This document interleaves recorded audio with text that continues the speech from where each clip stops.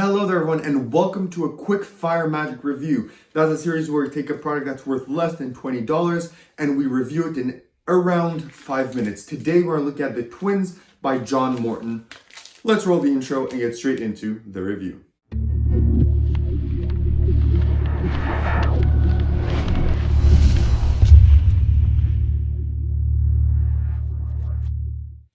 Perfect, so you decide to stick around, which means you want to learn more about the Twins. What is the Twins? At its core, the Twins, it's a witch hand effect where the specter has 2 black chips in each hand, 1 white chip. You're going to turn back, you're going to turn around, you're going to turn your head around, and they're going to switch the black chip with a white chip, and you're always going to be able to know in which hand is the black chip or the white chip, up to you. But it's essentially a spin on the witch hand.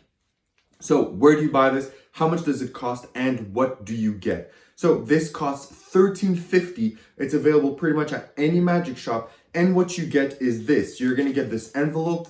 Inside, you're going to get printed instructions, which are around 3 pages long. They're going to teach you the effect. You're also going to get a link to a PDF, which is around 7 pages long, which is going to have these instructions and a bit more into them, some extra images and stuff that you're going to be able to have with you on your phone or wherever you want. And on top of that, you're also going to get some video downloads, which have 3 live performances, 1 studio performances, and is going to explain to you the effect on video. If you don't like reading, you're going to also have a video instruction. On top of that, you also get this envelope, and inside you get these poker chips. You get these 3 poker chips. These are not magnetic, not madly gimmicked. They do have a small secret to them that are going to get you started, but they're not gimmicked in any way that the specter is going to find. Now, what is the difficulty of the Twins? The Twins is super easy to perform. It is pretty much self-working. Yeah, there's not much to do.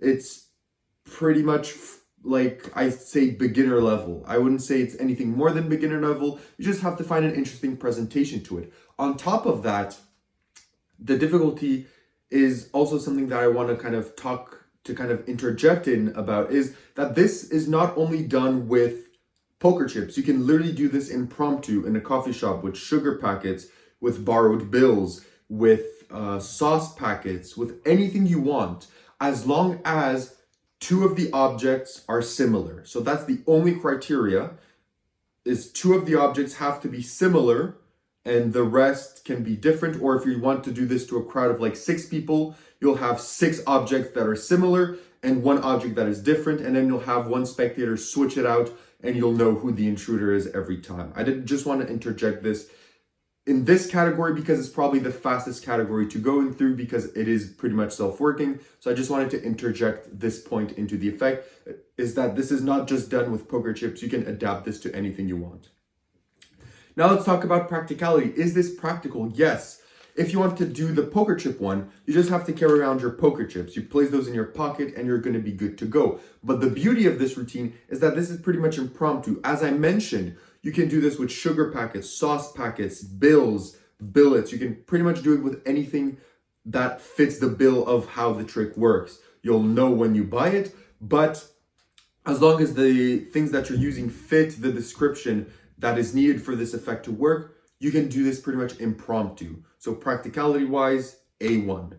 Now, where do you perform this? Where do you perform this effect? This can be done anywhere. It can be done on stage because, as I mentioned, you can do this with 6 participants. You can do this close up with just 1 person. You can do this table hopping with like 4 or 5 people at a table. This can be literally done anywhere. And since you can also borrow the objects most of the time, this is going to be even more impossible because you can do this anywhere, anytime, as long as those things exist where you are in the moment. If not, you can just pull out your poker chips and do the effect.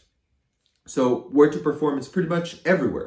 Now I do want to get into some miscellaneous kind of things. The first thing I do want to mention is that this is not a classic witch hand where a person is going to have only 1 object in their hand and you're going to know where it is. So you can't do this with just 1 object. You need 2 or more objects, and 2 of them have to be similar. I did mention this already, but I do want to reinforce that aspect, is that you do need You can't do this in a classic witch hand where it's one object and you're going to guess in which hand it is. It doesn't work like that. So I do want to mention that as a kind of miscellaneous tip for you guys. Now that that's out of the way, let's get into the positives and negatives. What are the negatives of the effect? The negatives are twofold. One of the negatives, as I mentioned, you need to have more than one object. So you can't do this with just one object. And for some people, that's how they like to perform witch hand. So you're not going to be able to do this routine. Another negative is that it's really cheap. So you're not going to go out and pay shipping just for this trick. So this is kind of a more comedic negative, but it's true. You're not going to just buy this effect. So you're going to add this to your cart when you buy other things. So that is kind of a comedic negative, but it's still something to keep in mind, because if you love this, you're not going to go out and pay $13.50 for it and then pay $20 shipping. It doesn't make any sense. Now, what are the positives of this? The positives are you're getting a lot of stuff for your money. It's cheap. The poker chips are really well made. They're probably going to last you your entire life as long as you don't use them. It gives you instructions on how to do this with other things, as I mentioned again and again: sugar packets, bills, sauce packets. So you're going to be able to do this pretty much with any other objects. This is good to perform for one person, 2, 3, 4, 5, 6, 7, 8 people, how much ever you want. You can extend this to however you want. You can also perform this as well, close up, as on stage. You can adapt it to any environment, and it's going to play as well in all the environments. So there's a lot of good going for it.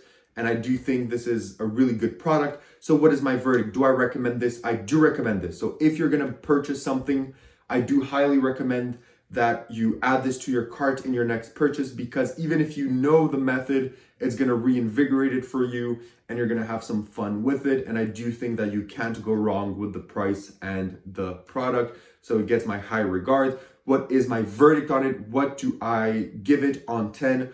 For me, this is a 10. It fits every check mark for every type of performer. It's extremely cheap as well. It opens up your idea for you to add it into any type of scenario, any type of show. I think it's excellent. So I do highly recommend it, and I give it a 10 out of 10. Thank you so much, everyone, for watching, and I wish to see you in my next reviews. Bye.